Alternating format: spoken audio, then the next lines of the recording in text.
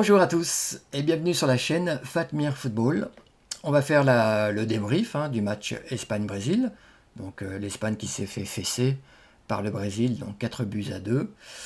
Alors on revient tout d'abord sur les schémas tactiques, sur les compositions des deux sélectionneurs au coup d'envoi du match.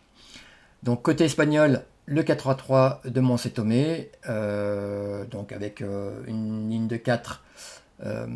Donc à droite, Ona Battle, Paredes, Codina en charnière centrale, et puis à gauche, Carmona.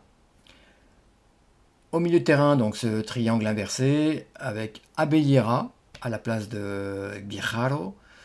Et puis en relayeuse, donc Bonmati, la Ballon d'Or actuelle, et Jenny Hermoso, qui une fois n'est pas coutume, a démarré donc ce match. À la place quand même de Alexia Putellas, la double Ballon d'Or, qui était sur le banc. Et la ligne de 3 offensive, donc Caldentey, Paraluelo à la pointe, et puis Navarro côté droit. Alors que dire de ce match? Bon, l'Espagne est vraiment passée à côté.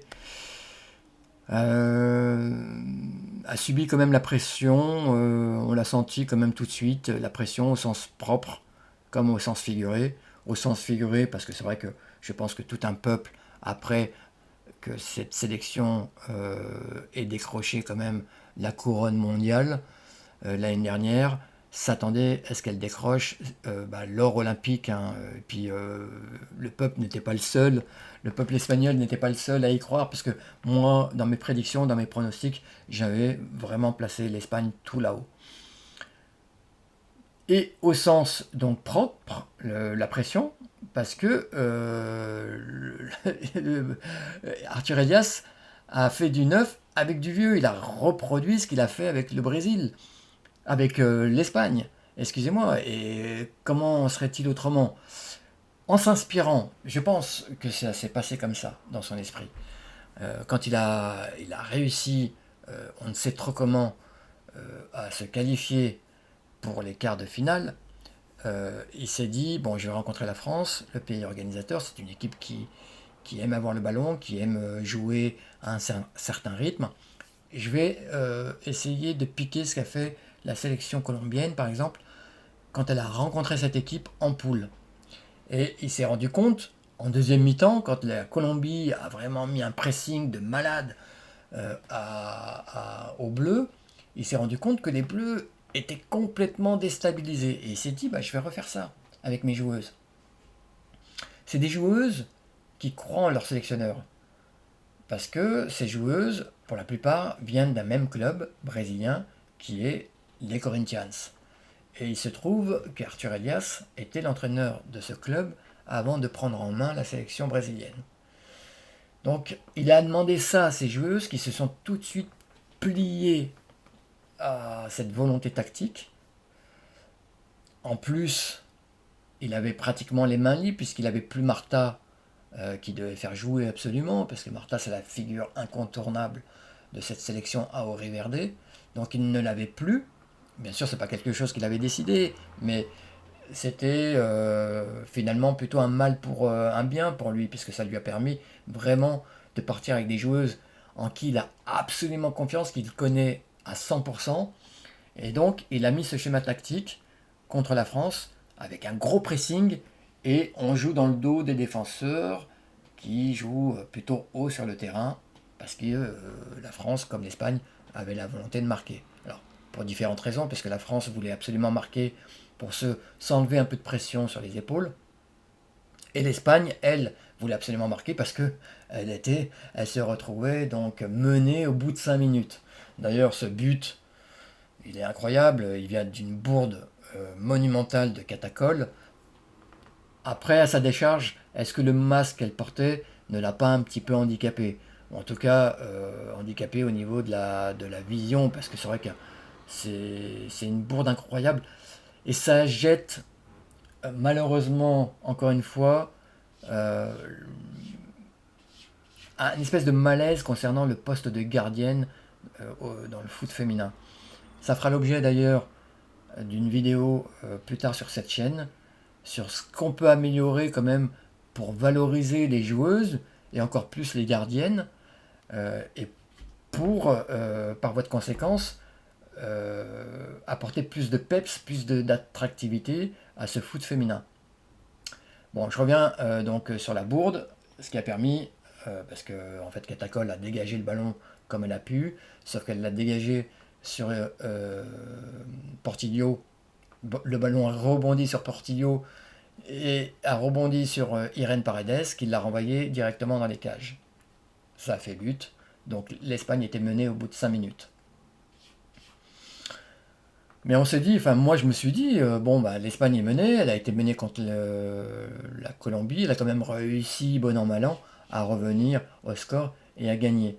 Donc je me suis dit, oui, il y a encore du temps, au bout de 5 minutes, et c'est vrai que même si l'Espagne a eu du mal à entrer dans ce match, au bout d'un quart d'heure, bon, elle a commencé quand même à poser le pied sur le ballon et a commencé à mettre, on va dire, son jeu en place. Mais c'est vrai que quand on regarde toute la mi-temps, ça a été une mi-temps brésilienne. En termes d'occasion, il y en a peut-être eu 4 ou 5 en dehors des buts, 4 ou 5 occasions pour le Brésil, 4 ou 5 occasions franches. Côté, j'ai pris des notes durant ce match, côté, côté espagnol, euh, oui, il y a une frappe de. Côté espagnol, il y a une frappe de 25 mètres. Une frappe de 25 mètres de Hermoso. C'est tout ce que l'Espagne a pu se mettre sous la dent sur cette première mi-temps. Le deuxième but brésilien est venu donc au bout du temps additionnel de la première mi-temps, donc par Portillo. Je vous ai parlé des occasions, mais moi, il y a cette occasion incroyable de Ludmilla en contre-attaque qui s'est retrouvée en face à face avec Catacol. Donc on repart sur la deuxième mi-temps. Et là, pareil, il y a eu d'énormes occasions d'entrée de jeu pour le Brésil. Et on s'est demandé ce qui se passait pour l'Espagne. L'Espagne a joué un petit peu, non pas à l'envers, mais a joué de façon fébrile, mais parce que aussi Montse Tomé a titularisé des joueuses qui sont fébriles techniquement. Le poste de numéro 6 est un poste ultra stratégique concernant donc le foot. C'est un peu le poste de quarterback. Il faut mettre des joueurs ou des joueuses propres techniquement, très forts, qui sont capables de jouer court, long et surtout sous la pression. Et Teresa Abelliera, je suis désolé, elle est tout sauf ça. Et ça a contaminé l'ensemble de l'équipe.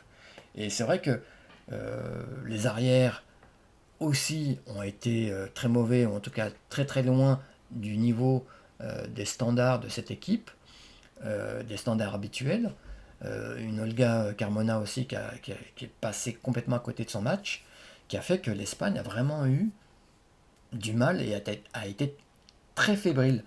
Et du coup, donc sur un contre-fulgurant en deuxième mi-temps du Brésil, et ça, ce contre-là, ce but-là, ce troisième but brésilien traduit totalement l'esprit de ce match, où donc sur une passe en profondeur dans le dos des défenseurs, vous trouvez Presilia qui va jusqu'à la surface de réparation, fait une passe au millimètre dans la surface pour Adriana, qui arrive lancée comme une balle et qui tire sur la barre transversale.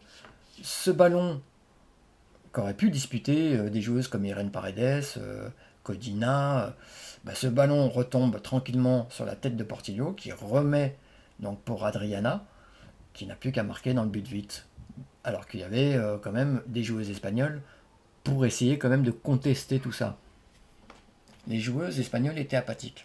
Donc 3-0 pour l'équipe du Brésil, à la 71e minute, me semble-t-il. Et on s'est dit que les carottes étaient cuites. Et c'est pas le but de Paraluelo qui a pu remettre en cause cette sensation-là. Le but de Paraluelo a redonné un coup de fouet, certes, à l'équipe espagnole, qui avait fait rentrer en plus Putellas, qui a été le peu de temps où elle a joué, qui a été la joueuse peut-être la plus dangereuse de cette équipe espagnole. Donc Montse Tomé aussi devra quand même se regarder dans une glace et faire sa c'est son autocritique, bien évidemment, concernant ce match, mais chaque chose en son temps. Et donc, au début des arrêts de jeu, à la 91e minute, donc quatrième but qui vient totalement clouer les ambitions des Espagnols, s'il y en avait encore. Quatrième but par l'entremise, par l'intermédiaire de Kéroline.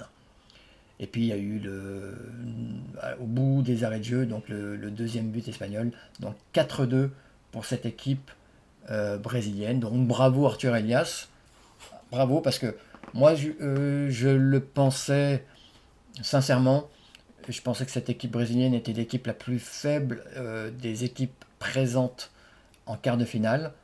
Bah écoute, tu m'as fait fermer la bouche, Arthur Elias, c'est comme ça. Donc le Brésil va rencontrer une équipe qu'elle connaît très très bien, donc cette équipe des USA, qui elle d'ailleurs aussi retrouve les sommets grâce à ce tournoi olympique. Donc on va avoir un Brésil-USA donc pour cette finale.